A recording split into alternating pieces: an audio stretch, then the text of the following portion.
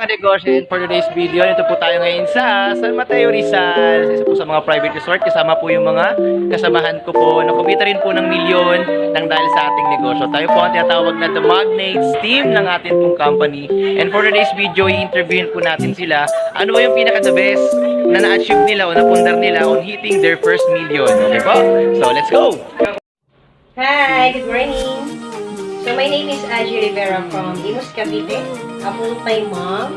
Nag-start ako sa business natin way back 2011. So, ang nakakatuwa niya during this first part-time na talagang full-time and bread and butter natin today, yung 1 million income na hindi ko sukat ma-imagine na after ko ma-experience yun, alam mo yun, pati yung car na libre, yung travel na libre, at yung time ang pinaka-importante and financial freedom as a full-time mom, na kaya pala siya because of our opportunity.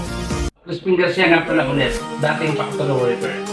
So, na-invite ako sa ganito klaseng industry, kidnap. Tapos, nung kumita ako ng first million, nakabili ako ng bahay. Ang maganda nun, hindi pa ako kumita ng first million, nakabili ako ng first car.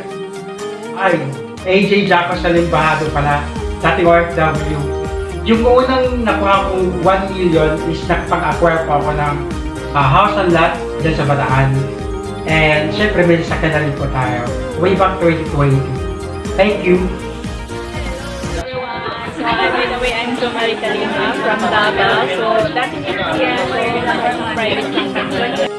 So, ang tanong Kasi ko money will is, follow. ano po yung We the can best make it na each naipundar other. sa first million ko? Actually, yung una po is, naipag-travel ko yung both parents ko na Bohol at saka Cebu. So, sobrang first time po sila nakapagsakay ng aeroplano doon. So, yun po yung pinaka-the best. And the second po is, nabayaran ko na po yung utang ng kuya ko.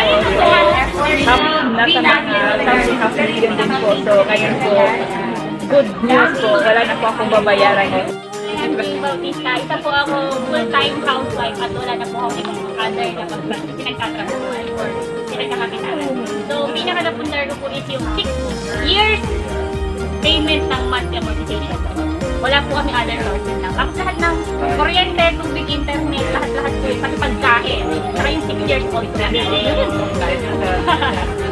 Tulad ko nga pala, from Cotabato City, background ko isang electronics engineer pero full time na tayo sa ating negosyo. Tanong, mga tanong, saan ba napunta si million? Pinaka-the best na napundar. Na doon sa first million. Okay. Pinakamatatandaan ko, napunta po sa traditional business para sa ating nanay tatay sa mga kapatid ko. Bigasan, itikan, fish pan. Yan po. Wow! Then after that, napunta na po siya sa konting lang. Hindi pa siya landed at that time. So, naturuan po tayo kung saan po natin ipunta yung mga napundar natin dito sa business. Hi! By the way, I'm Jomari Camoro. Dati akong OFW. So, ano ba yung best na na-invest ko nung kumita ako ng milyon dito sa business natin? Para sa akin, time freedom.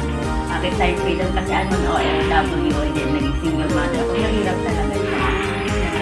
Nasa malayo ka, hindi mo kasama yung pamilya mo. So, dahil sa business na to, natupad mo. Pinapangarap ko na makasama sila. Ngayon, full-time ko na ginagawa yung business at ngayon ko na-realize na yung pera pala nandito lang sa Pilipinas. So, nandito lang sa...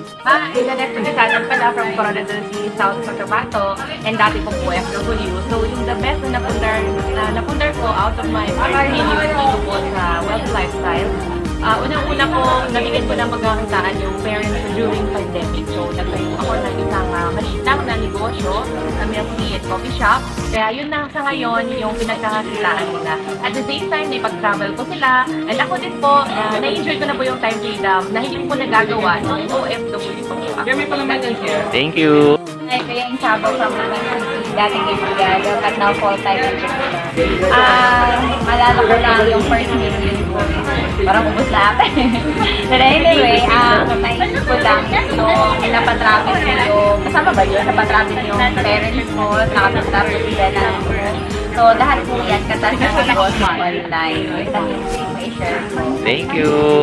Hi, I'm Melay, ideal profession. So, sa akin naman po, sa ganitong community, grabe, sobrang nakakatuwa kasi dito ko rin kasi kinika yung first million ko. So, yung napundar ko po sa first million ko, syempre, una-una natin talagang kinuha din yung content. Wow. Kasi sabi nila, mahirap talaga din magnegosyo kapag wala kang kabayo, tama? So, yun po yung una-una pundar. Syempre, bukod po doon, nakapagpatayo na rin po ako ngayon na food store business. So, meron na rin po ako sa food store business. Siyempre, yung mga bata, kumbaga lahat ng mga pangangailangan ng mga anak ko, as a single mom, siyempre, nagpo-provide po ng business sa akin, ng community na to. Kaya hello, ako si Miss Carol Martinez, outside my profession. Pero ngayon, doing this business full time. Kasi syempre, atay pa ba natin mag-retire tayo bago tayo mag-start ng business. Buti sa best, kahit di ako nag-work naman, dapat simulan mo. First million ko na negosyo, di ba? Kaya sa meron akong very big time negosyo, yung aking car ko, BMW, di ba? Pero yung Tagalog, batang millions. Pero ikaw po BMW talaga. Kasi yan yung dream car ko. Imagine mo at my age. Nag-drive ko pa yung dream car ko. So that's it for our today's video. I hope na-inspire po kayo sa mga na-achieve nila. Ikaw, kung sakasakali kang kikita ka din ng iyong unang milyon, ano yung gusto mong ma-invest, ma-achieve o ma-acquire? Comment mo sa comment section ng video na to. See you on my chat box.